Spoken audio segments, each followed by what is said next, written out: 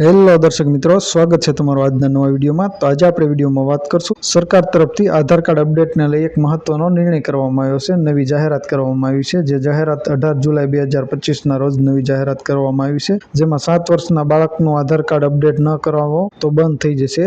જે આધારનો enrolment number છે તે ડીએક્ટિવ કરી દેવામાં આવશે। તો નિયમો નવા શું છે તેની આપણે આગળ આ વિડીયોમાં વાત કરવાના છીએ। દર્શક મિત્રો, વિડીયોને અંત સુધી જોતા રહેજો, જેથી તમને ખ્યાલ આવે કે તમારું બાળક જો 7 વર્ષ અથવા 7 વર્ષ કરતાં નાનું અથવા 7 વર્ષ કરતાં મોટું તમારું બાળક છે અને જેમને આધાર કાર્ડ કઢાવેલું છે, તો આ વિડીયો ખાસ તમે અંત સુધી દર્શક મિત્રો જોતા રહેજો। અને ચેનલમાં નવા હો તો ચેનલને સબસ્ક્રાઇબ કરી લેજો, જેથી અમે આવા નવી ભરતી રિલેટેડ તેમજ ગુજરાત સરકારની નવી યોજના રિલેટેડ તેમજ ડોક્યુમેન્ટના સુધારાને લગતા જે સરકાર તરફથી પરિપત્રો કરવામાં આવે છે તેના વિશે વિડીયો બનાવી આ ચેનલ ઉપર પોસ્ટ કરીએ છીએ, તો તેની નોટિફિકેશન તમને મળતી રહે। તો ચલો દર્શક મિત્રો, આપણે વિડીયોની શરૂઆત કરીએ। તો દર્શક મિત્રો, તમે અહીં સ્ક્રીનમાં જોઈ શકો છો, 7 વર્ષના બાળકનું આધાર કાર્ડ અપડેટ ન કરાવો તો બંધ થઈ જશે। જે આધાર કાર્ડની ઓફિશિયલ જે સંસ્થા છે UIDAI, તેના તરફથી જે સૂચના છે તે જાહેર કરવામાં આવી છે, નવી ગાઈડલાઈન જાહેર કરવામાં આવી છે। તો આ ગાઈડલાઈન જે છે તે આપણે વિગતવાર જોઈએ તો તમે અહીં સ્ક્રીનમાં દર્શક મિત્રો જોઈ શકો છો, UIDAI આ 5 વર્ષથી નાની ઉંમર જે બાળકોના આધાર કાર્ડ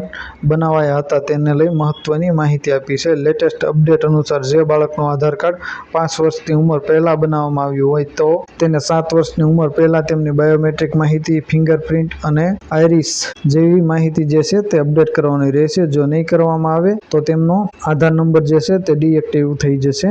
બાળપણમાં આધાર બનાવતા સમયે ફક્ત જે બાળક છે તેનું નામ, જન્મ તારીખ અને સરનામું અને ફોટો જેવી માહિતી આપેલી હોય છે, જ્યારે ફિંગરપ્રિન્ટ અને આઈરિસ છે તે તેના માતા અથવા પિતાની આપેલી હોય છે। જેથી બાળકના 5 વર્ષ પૂર્ણ થઈ ગયા હોય તો તેમને આધાર કાર્ડ અપડેટ કરવું ફરજિયાત રહેશે અને બાળકને પોતાની જન્મ તારીખ, નામ તેમજ સરનામું, ફોટો બાળકનો રહેશે અને ફિંગરપ્રિન્ટ જે છે બાયોમેટ્રિક તેમજ આઈરિસ છે તે બાળકનું આપવાનું રહેશે। જો તમારું બાળક 5 વર્ષ પૂર્ણ થઈ ગયા છે અને તમે 7 વર્ષનું બાળક થઈ જાય તેમ છતાં તમે જો બાળકનું આધાર કાર્ડ અપડેટ નહીં કરાવ્યું હોય તો હવેથી જે તમારા બાળકનું આધાર કાર્ડ છે તે ડીએક્ટિવ કરી દેવામાં આવશે UIDAI તરફથી। તો તેવું આ જે પત્ર છે તેમાં જણાવેલું છે। UIDAIની જે ઓફિશિયલ વેબસાઇટ છે તેના તરફથી આ જે નોટિફિકેશન છે તે બહાર પાડવામાં આવ્યું છે, તેના તરફથી નવી ગાઈડલાઈન જાહેર કરવામાં આવી છે, કારણ કે તે સમયે તેમની બાયોમેટ્રિક જાણકારી સંપૂર્ણ રીતે વિકસિત ન હોય। બાળક નાનું હોય ત્યારે તેમની બાયોમેટ્રિક જે જાણકારી છે તે સંપૂર્ણપણે ડેવલપ ન થયેલી હોય, હાથમાં તેમને જે ફિંગર હોય છે તે પ્રોપર વિકસિત ન થયા હોવાથી તેમના માતા અથવા પિતાની ફિંગર લેવામાં આવે છે।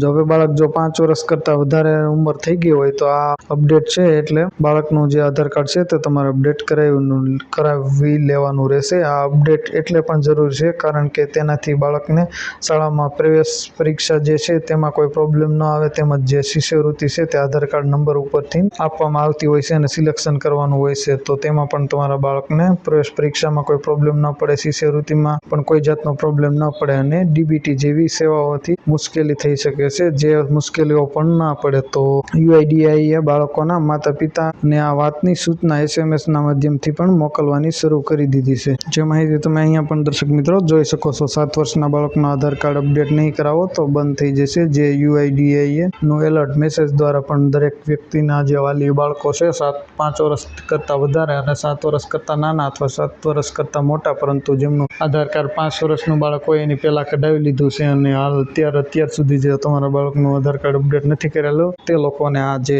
નોટિફિકેશન છે, ગાઈડલાઈન છે તે લાગુ પડે છે। તો દર્શક મિત્રો, આ એક તમારા માટે આધાર કાર્ડને લઈને માહિતી હતી। તમારા કોઈ પ્રશ્ન હોય તો અમને કમેન્ટ કરી ચોક્કસ જણાવજો। વિડીયો પસંદ આવ્યો તો વિડીયોને લાઇક, શેર અને ચેનલને સબસ્ક્રાઇબ કરવાનું ભૂલતા નહીં। અને તમારો કોઈ પ્રશ્ન હોય તો અમને કમેન્ટ કરીને ચોક્કસ જણાવજો, અમે તમારો પ્રશ્નનો રિપ્લાય આપીશું અને ફરી એક નવા ટોપિકમાં નવા વિડીયો સાથે મળશું। ત્યાં સુધી જય હિન્દ, વંદે માતરમ।